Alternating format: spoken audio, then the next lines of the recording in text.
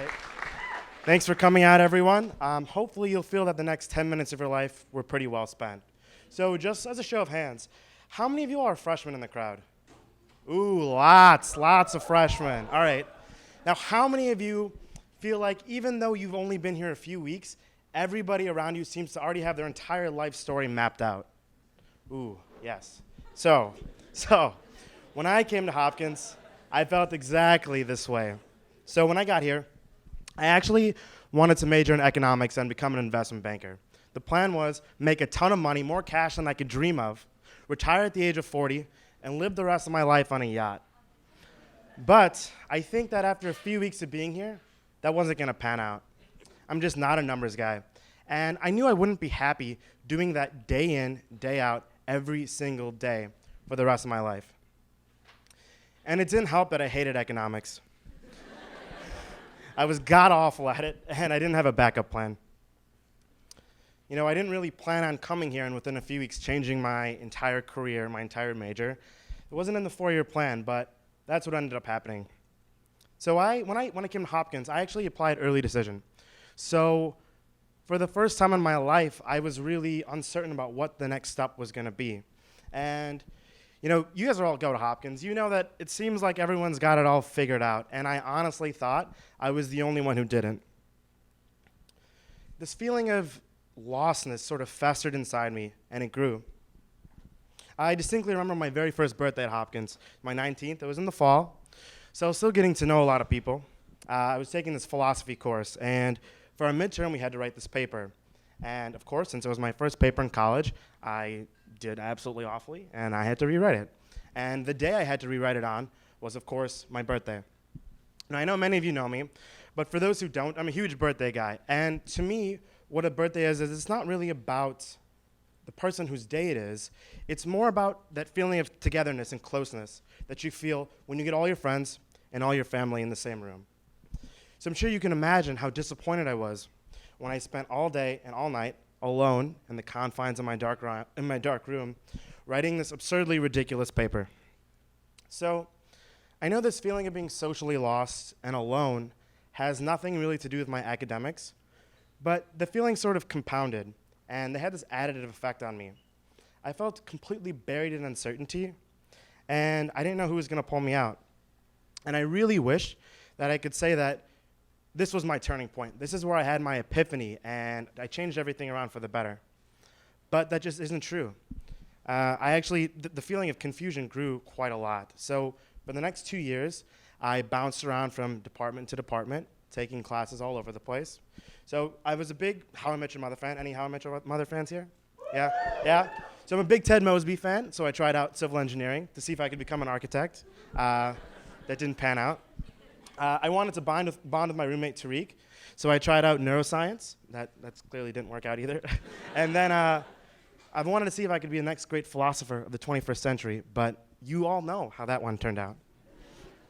Ultimately, after floundering and doing everything I could, I finally settled on public health.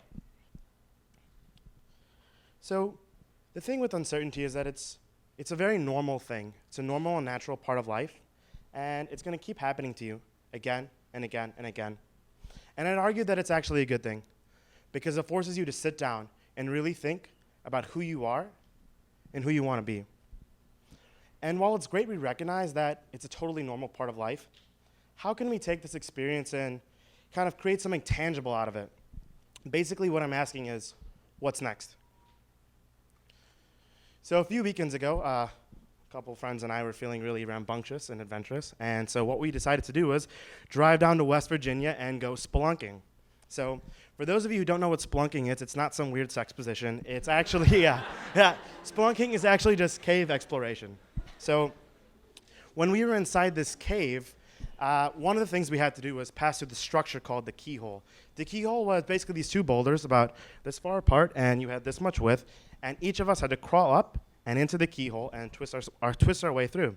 Now, of course, just my luck, when I tried to go through, my rib cage got stuck between the two boulders, and I was stuck. So I immediately began panicking. My heart rate shot up. I was hyperventilating. I couldn't breathe. I couldn't think. I remember distinctly looking at my good friend Kevin and him nearly shouting at me that I needed to calm down. Now, after a minute or two of Kevin's scolding, I was finally able to settle down, get my breathing under control, exhale. Finally, I slipped right through the keyhole. Now, the problem with this cave was that there was only one entrance and one exit. So that if I wanted to get out of the cave, what did I have to go through again? The keyhole. So this time, when I saw the keyhole, before I was even inside it, I could already feel that phantom crushing feeling on my chest. I was already panicking just looking at it. Even though I knew everything was going to be totally fine, just like it was the last time, I couldn't help but be overcome by this feeling of despair. But instead of freaking out further, at least freaking out even more, what I did was I calmed myself down, started controlling my breathing, and I actually slipped through the hole in just over a second or two. Now, throughout our lives, whether it be with our majors, our friends, our family, relationships, our job, there are gonna be times where we're frozen, like deer in the headlights. But if we want to overcome this feeling, we just need to calm down and dive headfirst into this uncertainty. You know, uncertainty is actually really ironic because what it does to us is it freezes us. It makes us feel stuck. It prevents us from being able to think, from being able to act. But the funny thing about it is that the only way to get out of that pattern is actually to get off the couch and go do something. And I know it might be scary, and the entire process while you're trying to figure this whole thing out, you're gonna feel like you're stuck permanently. But I promise you, if you give your genuine best effort and dive in head first, you're gonna be just fine. Now, I wish when I was bouncing around from department to department trying to find myself, that I knew this piece of advice. Because for me, taking one class in a department just wasn't enough to figure out that I wanted to do something for the rest of my life.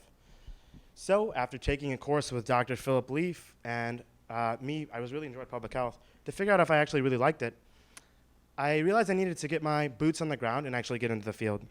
So that's when I decided to join Health Leads, and I've been working at a substance abuse center doing case management ever since. Because the thing is that learning in a classroom is great, but if you really want to know if you're passionate about something, you got to get your feet wet and get your hands dirty. Now, just as I faced my fear of the keyhole, not once, but twice, I challenge you all to face your fear of uncertainty.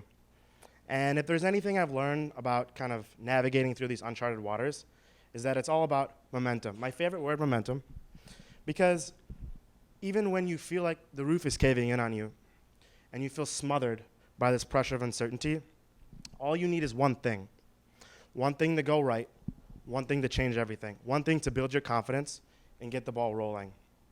And this whole thing is totally frightening, and you know what? That's the best part about being in college, because whether you know it or not right now, you're filled in a room full of people who are totally scared. And the people who aren't scared, they remember a time where they were not too long ago.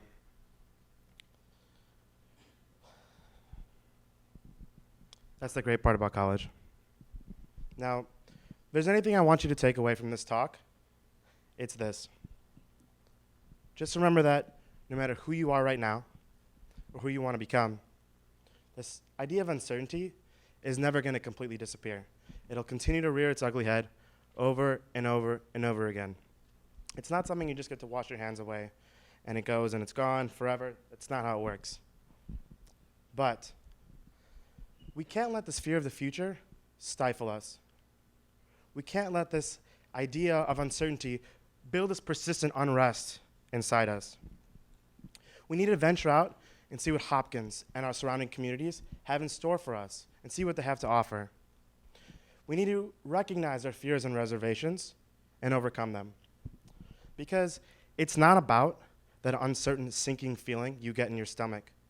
And it's not about that uneasiness you get when you think about what the future might hold. It's about what you do next. Thank you.